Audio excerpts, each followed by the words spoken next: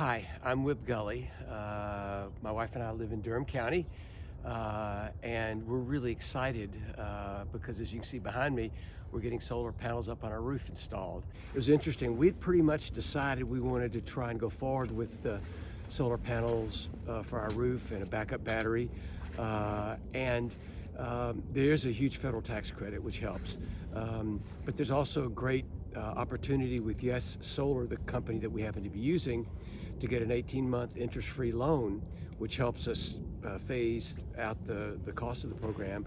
And then in talking with the Yes Solar salesperson, we found out about Solarize the Triangle, where all of us together can make a group purchase and bring down the cost for everybody.